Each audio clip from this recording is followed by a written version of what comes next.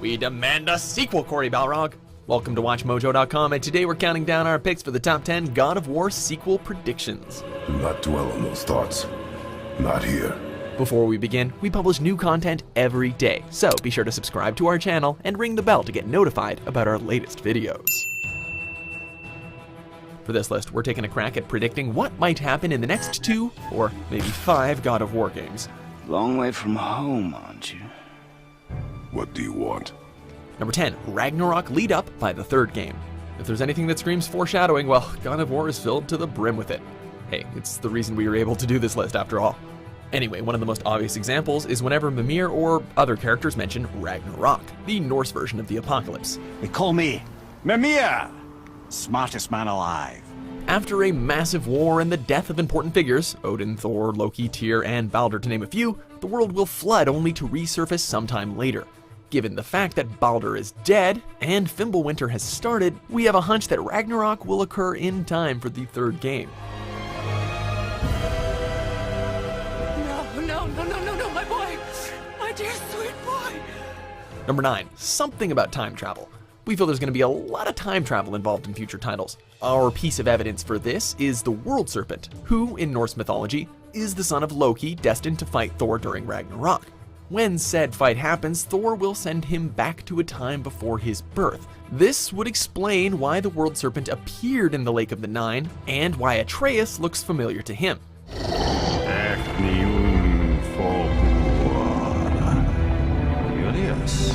What is it? Nothing to be concerned about. Additionally, after seeing the mural about Surtur fighting Thor and Odin during Ragnarok, it seems like we're set in a time before Ragnarok. As it stands, we should be prepared for one hell of a scrambled timeline. Number 8, Atreus as a playable character. Throughout God of War, we witness Atreus gradually improve his combat skills over time. Most of it comes from our abundance of experience points, but he improves nonetheless.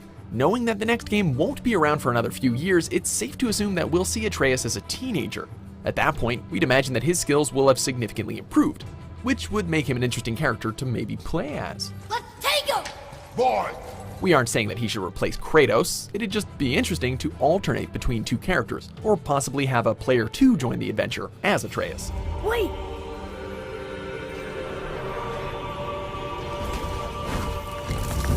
Number 7, Mjolnir will be Kratos' new toy. Whosoever holds this hammer, if he be worthy, shall possess the power of Thor.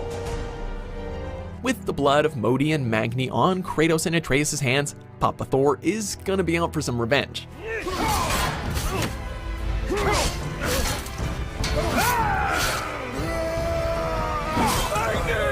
Of course, we can expect the Ghost of Sparta to emerge victorious from this fight too. Not only will this put us one step closer to Ragnarok, but it could lead to a new toy, Mjolnir itself.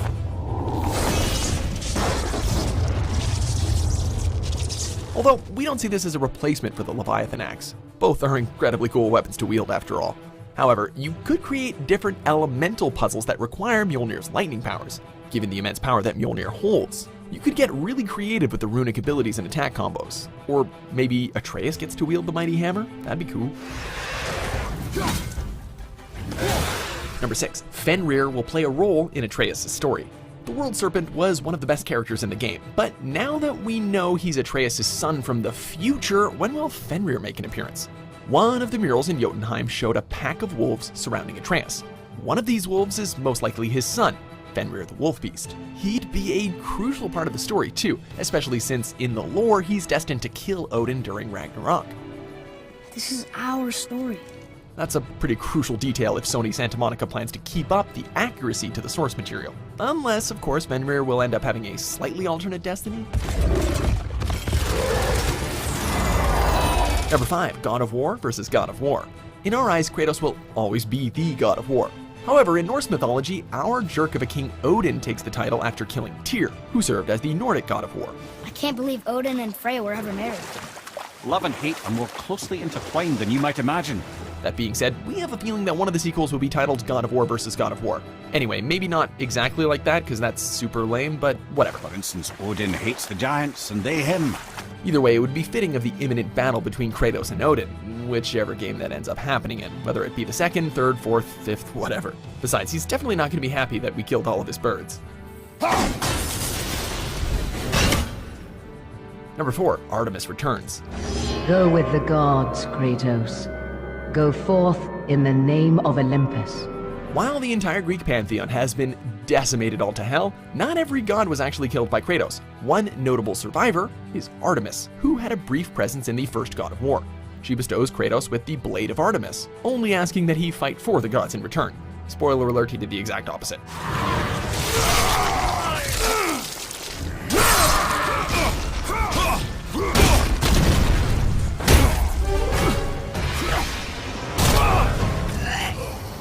With Kratos being responsible for Olympus' demise, and given her history and title as the goddess of the hunt, she best fits the bill to hunt Kratos down and seek justice on behalf of Greece. Or what's left of it. That being said, we wouldn't be surprised if she and her brother Apollo made their way to Midgard by the next game.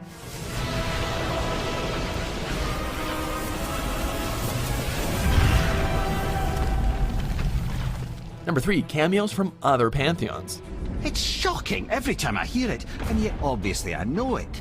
During God of War's development, director Cory Balrog mentioned that all pantheons coexist within the God of War universe. All right, what's interesting, and it really did come down to 2 mythologies in the end, and half the team wanted one, half the team wanted the other. Of course. And it was very divided, and I finally just kind of had to write up a document that talked about why we're going to go with this one and why the next one is something we might explore a little bit later.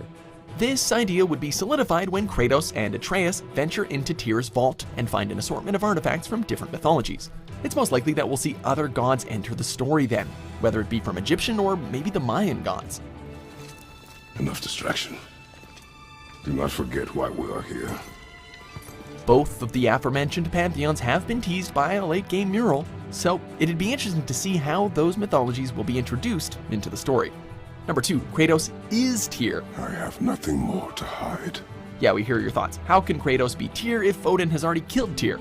Well, that's the problem. Throughout the game, we see murals that can predict the future or explain past events. However, we're never told when exactly these events have happened, unless specified. Even Mimir doesn't have a clue. Judging from the depictions of Tyr across the murals, he and Kratos share a lot of similarities. Both have traveled between realms, which would explain how Kratos got to the Nordic world, and both sport magnificent beards. Indeed. Maybe this is something even Kratos knows nothing about. Maybe Kratos is destined to bring peace to other pantheons? Well, okay, maybe not that last one. Number 1, Atreus betrays Kratos. This is what our previous entries have been leading up to. So, bear with us for a second. Atreus knows that Kratos killed his own father, but doesn't know that he left a trail of destruction in his wake. Come on, we gotta go! You saw. There's no time, look! That's where Artemis comes in, as she'll be the one to reveal to Atreus his father's vengeful past. Kratos has already triggered the events leading up to Ragnarok by killing Baldur. So, to prevent his father from repeating the cycle, Atreus seeks his future son Fenrir about the ability to send beings to the past, something that requires gods from many other pantheons to accomplish. Is this how it always ends? Sons killing their mothers? Their fathers? The location of his banishment would be Tyr's temple in the past, but not before the gods strip Kratos of his powers and give them maybe to Atreus as depicted in the game's final mural? Okay, so, did you get all that? The giants called me... Loki? Loki. Do you agree with our picks? Check out these other great clips from WatchMojo and subscribe for new videos every day.